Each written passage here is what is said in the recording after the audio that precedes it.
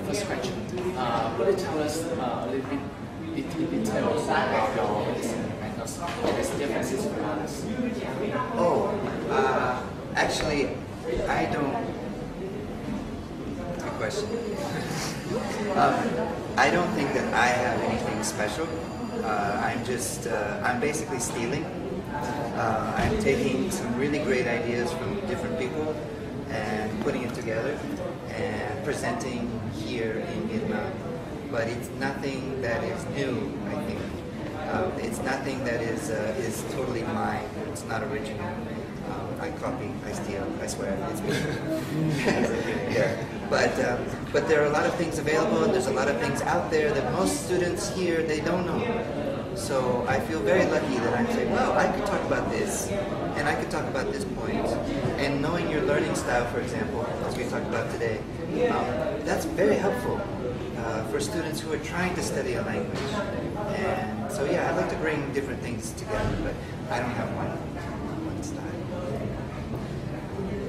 But some things that are different from what I see here in Hanoi. In Hanoi, they really focus on grammar. It's grammar, grammar, grammar. And I think that's terrible. Because grammar is not speaking. It's not fun.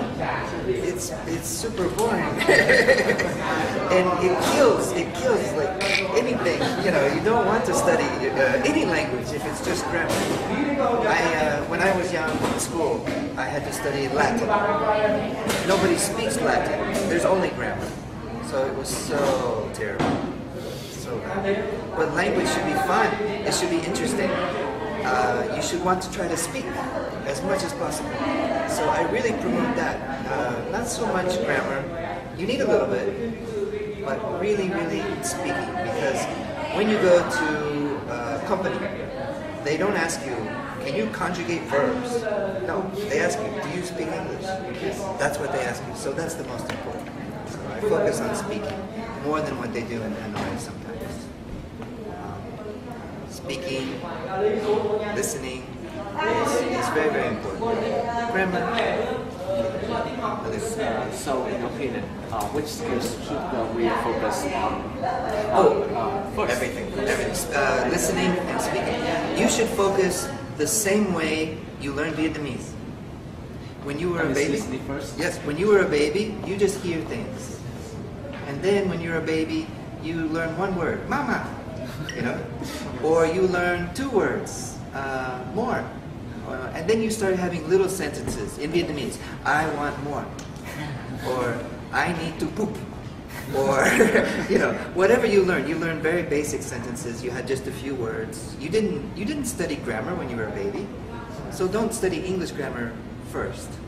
Just learn a few words, get a few sentences, get more vocabulary, and then grammar later, much later. I want to ask some questions. Could you give some other students some advice to improve their speaking skills? To improve speaking skills. It's interesting because here they divide the different skills. You have writing, you have reading, you have listening, and they make them very separate.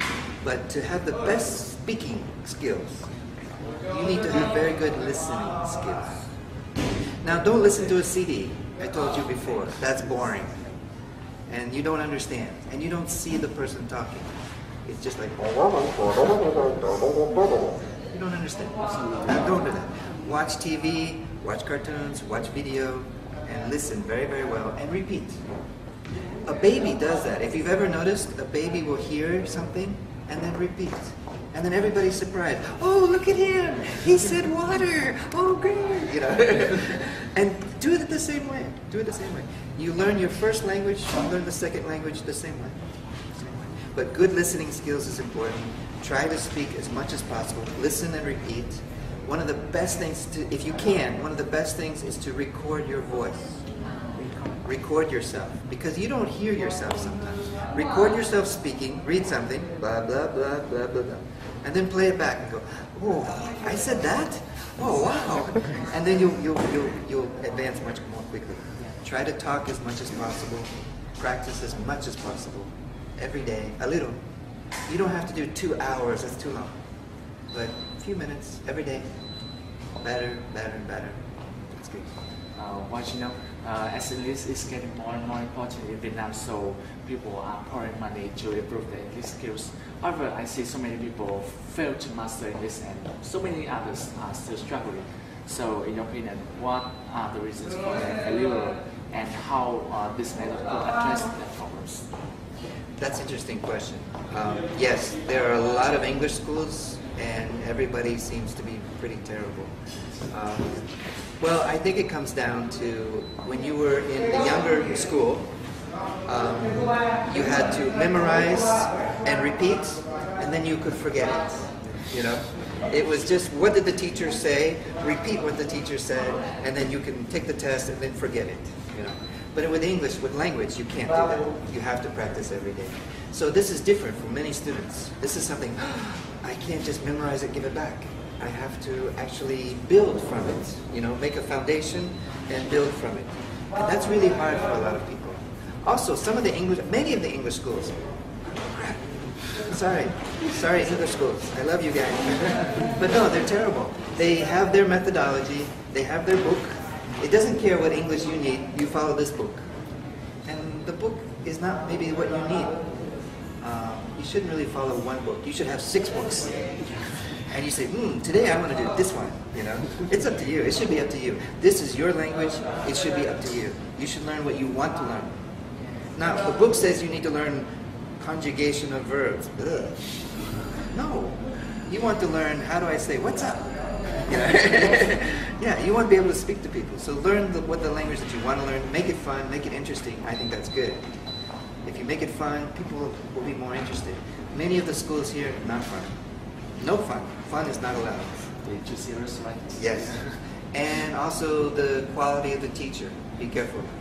You should have somebody certified. You should have somebody who... It doesn't matter native speaker. I know that many Vietnamese people who are very good teachers. Okay, maybe pronunciation is a little bit off, but wow, they really know their stuff.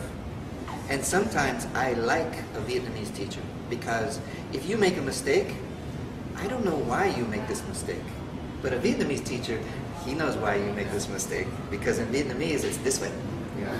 So sometimes it is good to have Vietnamese teachers. And it's good to have native speaker teacher, but make sure the native speaker is a real teacher, not a tebalo or something. Okay, so one final question. You know, as a English club, we always desire to bring an environment full of English, and you know, always find the latest and most effective approach for the members. So, which advice could you give us to apply your approach into reality? Well, of course, I would say you have to join my class. But I know you probably can't do that very well. But yeah, we will have an after-school class on campus here that does that kind of thing. But if you were an English club, I think it'd be really good to talk about a certain topic, maybe watch cartoons, like I said, and repeat. And what did you think about that? Things that are interesting for the group. Keep it simple. Like the guy suggested today, the Voice of America thing, you can get that on the internet. It's good. Good to practice. But yeah, keep practicing as much as possible. But make it fun. Make it interesting. Go somewhere where you have to speak English. Go to the movies in English. Yes. Do anything, but do it in English. Go to Pizza Hut. The Pizza Hut menu is in English. The music's in English. You can order in English and do everything in English. There's a little theater in Hanoi. It's very, very small. They show foreign films, many of them in English with no subtitles. That's more difficult. Try that.